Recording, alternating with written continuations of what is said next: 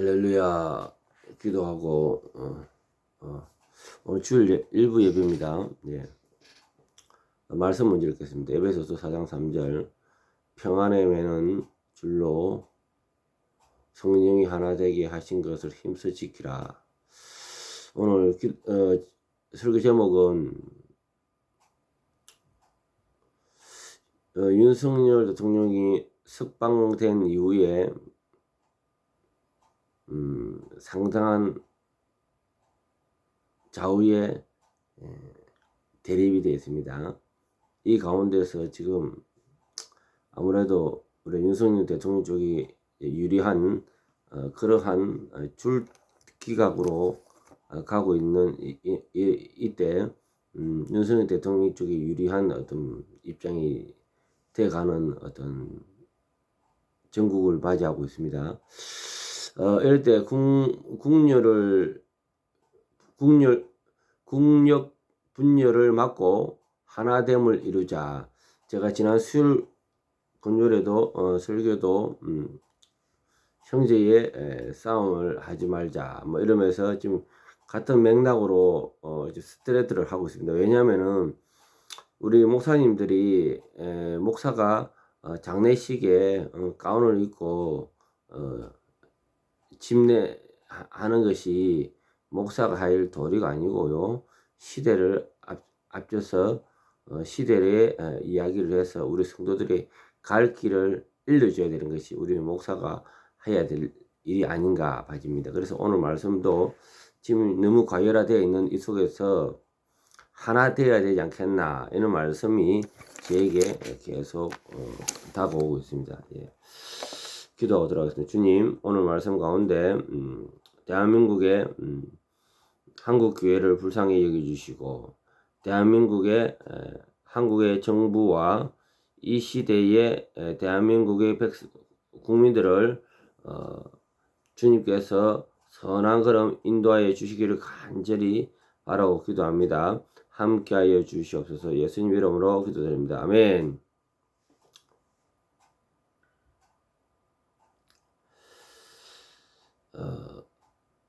지금 정치 상황이 장난이 아니죠. 예. 분열의 위험성과 그 결과 이제 현재 재판이 지금 과도하게 몰입되고 있습니다. 몰입되고 있어요. 재판관이 생각이 어땠는지 주위에 뭐 액션이 어떠한지 계속적으로 거기서 집중적으로 몰입이 되어 있습니다. 그리고 최근에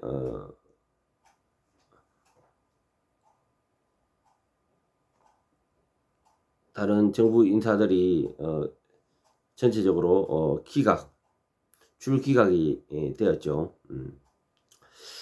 여야의 이제 격심한 이 분쟁이 지금 굉장히 가도화되어 있습니다. 물론 제가 우파적인 출신입니다. 그러나 너무 지금 이 시점에서는 제가 걱정되는 것이 집단 이기주의로 넘어가서는 안 되겠더라. 그런 부분을 한번 제가 더 고민하게 됩니다. 자, 성경은 분열이 공동체에 미치는 해악에 대해서 분명히 경고하거든요. 첫 번째, 분열을 하게 되면요. 자기 이익만을 추구하는 태도. 빌립보서 2장 3절에 아무 일이든지 다툼이나 허용을 하지 말고 오직 겸손한 마음으로 각각 자기보다 남을 낮게 여기라는 말씀을 합니다. 그러나 오늘날 정치권에서는 정당과 개인의 이익을 최우선을 삼으며 국민의 이익보다 자신들의 입지를 강화하는 데 집중하는 모습을 보이고 있습니다. 이런 태도는 필연적으로 사회적 갈등을 초래하겠죠. 예. 자, 누가 무슨 죄를 지었다. 우리가 아직 재판 과정에 있으니까 그런 부분에 대해서는 따지지 않겠습니다. 다만 공명정대하게 법이 공정한 추가 매달리기를 바라는 거죠. 예. 두 번째, 국력의 약함. 예수님께서 마가복음 3장 24절에 어떤 나라가 스스로 분쟁하면 그 나라는 설 수가 없고, 나라는 국민들이 하나로 뭉쳐 강해지며 그 내부 분열이 심할수록 외부 위협이 취약해집니다. 예. 지금은 트럼프의 전 세계적으로 관세 전쟁이다, 무역 전쟁이다, 이렇게 보면 됩니다. 약육강식으로 지금 옛날에는 지금 우크라이나하고 러시아의 전쟁 가운데 가장 그 안에 돈이 있느냐 없느냐, 이런 부분이 상당히 중요하거든요. 그래서 지금은 돈에 대한 머니 게임을 전 세계적으로 하고 있습니다. 지금 눈에 두드러진 것이 미국과 중국과의 머니 전쟁에 지금 들어갔고요. 그리고 전 세계적으로 이루어지고 있습니다. 대한민국도 예외가 아닙니다. 지금 현재 우리나라는 반도체와 자동차 뭐 이것들이 직접적인 타격을 입게 돼 있어요. 예. 그런 부분에 대해서 우리가 국력을 흩어져서는 안 되겠다. 자, 세 번째, 공동체의 파괴. 갈라디아서 5장 15절, 만일 서로 물고 먹으면 피차 멸망할까 조심하라고 경고합니다. 정치적 대립이 극단적으로 치닫고 사회적 신뢰가 무너질 때 결국 가장 큰 피해는 입는 사람은 국민입니다. 코로나 전부터 사실 문재인 정부 시절부터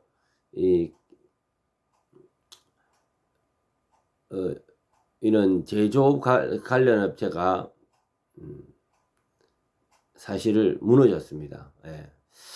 우리도 이제 지역이 그제 있지만은 지역에 그 나이에 되는 젊은 청년들이 직장을 못 구해가지고 직장도 옳은 직장이 아닌 그런 반토막짜리 그런 직장들도 구하다가 전전하고 있습니다. 이런 것을 볼 때 우리가 뭔가 문제가 있다. 지금 이대로 가서는 안 된다. 이런 부분에 대해서 우리가 긴장을 해야 되지 않겠나 봐집니다. 그래서 대한민국호라는 공동체가 이렇게 좌우 충돌이 계속 심할수록 문제가 생긴다. 네. 자, 성경에서 이제 두 번째입니다. 성경이 가르치는 하나됨의 원리가 있습니다. 하나됨은 원래 교회도 하나고요, 성령도 하나요. 예수님도 한 분이잖아요. 그래서 이런 하나됨의 원리가 있습니다. 첫 번째, 성령 안에서의 연합. 에베소서 4장 3절, 평안에 매는 줄로 성령이 하나 되게 하신 것을 힘써 지키라. 그 말씀했습니다. 이 말씀은 단순한 권면이 아니라 하나님의 명령입니다. 그리스도인들은 정치적 견해가 다를지라도 성령 안에서 연합하며 지켜야 합니다. 하나님의 뜻은 분열이 아니라 화합하며 우리의 말과 행동이 이를 반영해야 되는 거죠.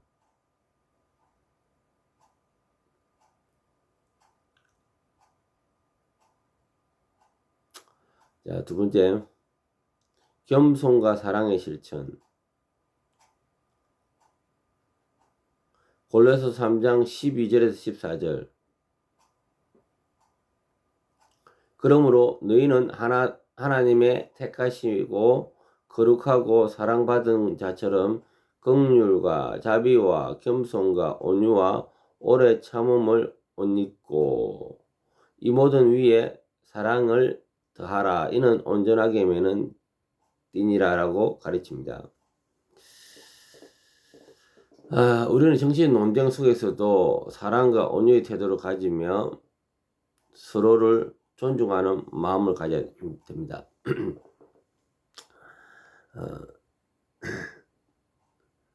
이렇게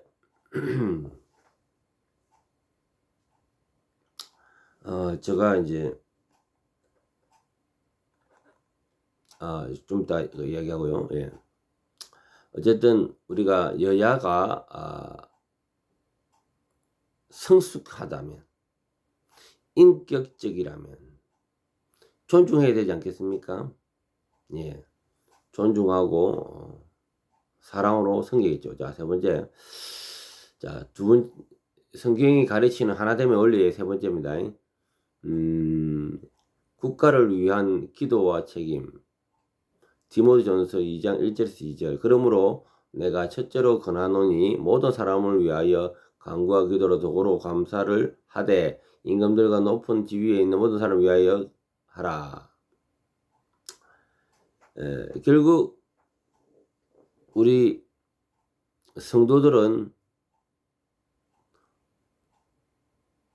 그 자리에 세운 사람들을 위하여 기도해야겠습니다. 그래서 이러한 것들이 우리 성도들의 책임이라는 거죠. 우리의 기도와 우리의 역량의 부족으로, 한마디로 이렇게 정치적인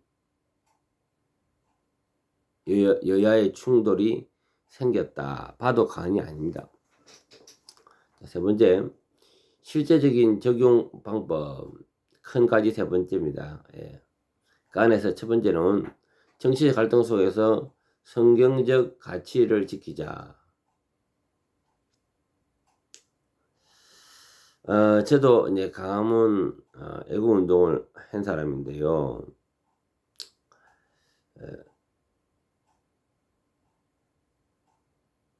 우리가 이제 강화문 운동을 하면서 사실 몸에 욕이 붙어가지고 뭐 이런 부분에서도 문제에 대한 인식도 없었어요. 저 이야기하는 겁니다. 또 그쪽 분위기가 그래요. 그런데 우리가 계획주의에서는 핵심 기치가 성화입니다. 성화. 인격적인 성장을 이야기하는 거죠. 그래서 이제 그런 부분이 우리 강화문에 제가 다니다 보니까 나도 모르게 욕이 나오고 이러한 것들이 오염이 되더라고요. 그런 부분에 대해서 정말 우리가 해결해야 되고 또 바뀌어야 되는 그런 부분이 안타까움이 있습니다. 그래서 강화문 운동의 단점이랄까요? 제가 그런 속에 있었습니다. 저도 지지당이 있지만은 더 중요한 것은 성경적인가, 우리가 하고 있는 게 이게 성경적인가, 이런 고민이 필요합니다. 우리의 신앙이 정치적 이념보다 더 우선돼야 되겠죠. 예수님 위에 이런 정치적 이념이 올라가면 되는 것이 아닙니다. 예수님 위에는 올라갈 게 없어요. 다 정치적 이념도 다 그 밑으로 들어가야 됩니다. 예수님의 말씀이 그 위더라. 이런 부분을 우리가 애국운동하면서 애국운동이 모든 것보다 위다. 이런 순간 창난 현상을 일으킬 때가 있습니다. 그래서 또 애국운동이 신앙이다. 이렇게 이야기하는 경우가 있습니다. 신앙을 위해서 애국운동이 도움이 된다. 이거는 맞으나 애국운동은 신앙이다. 이러한 절대적인 것은 성경적이지 않다는 거죠. 예. 성경을 이야기하고 저는 이야기를 하는 겁니다.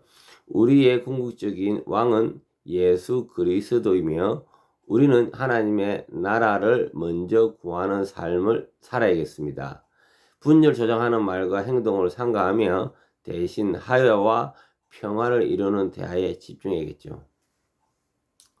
두 번째, 공동체와 나라를 위한 기도. 윤석열 대통령의 계엄령은 핵심은 그래요. 부정선거입니다. 부정선거. 이 진실 여부만 밝히면 되는 것입니다.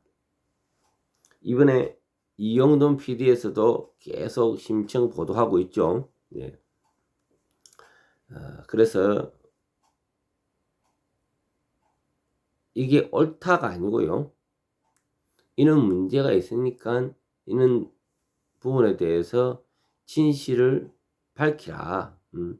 그리고 서브를 리스를 했다고 하네요. 리스가 뭐냐면 빌려온 거죠.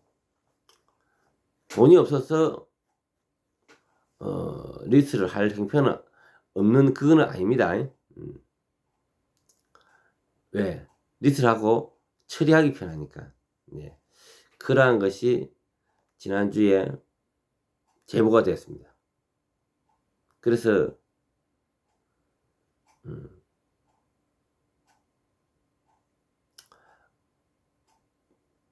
갈등이 아닌 진실을 서로 알고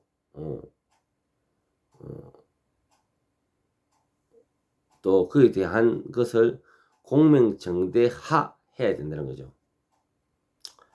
그래서 정치적 갈등이 아닌 복음의 가치가 나라를 이끄는 힘이 되도록 강구해야 되겠습니다. 우리가 진리 가운데, 정의 가운데 모든 것이 하나가 되어야 되죠. 예? 어떤 여당의 정의만 옳고 야당의 정의만 옳고 이래 되는 게 아니고요. 법률과 정의는 원래 하나인 겁니다. 그 하나의 잣대로 나가기를 강구하는 거죠. 자, 세 번째 실제적인 적용방법의 세 번째 화해의 본이 되는 그리스도인 되기. 그래서 잘못된 것이 분명히 여야가 주장하는 내용이 달라요. 잘못된 거 있으면 어떻게 되겠습니까? 용서와 화해가 필요하겠죠. 지금 부정선거에 대한 그에 대한 투쟁이 근 7년 정도 갔나요? 자, 그래서 진실을 지금 이번에 윤석열 대통령은 자기의 직을 걸고 이쁜 영부인하고 나머지 인생 적당히 하고 끝마칠 수 있습니다. 근데 그는 자기의 직을 걸고 이번에 계엄령을 내렸던 겁니다. 팩트입니다.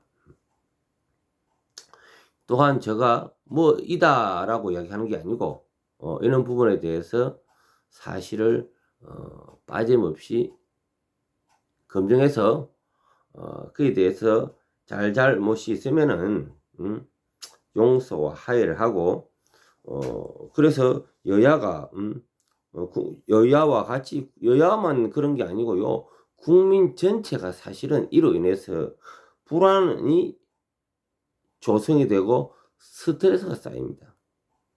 밤잠도 못 자죠. 그래서 우리는 정치적 견해가 다르더라도 그리스도의 사랑 안에서 형제 자매로 되어야 됩니다. 우리는 형제 자매입니다.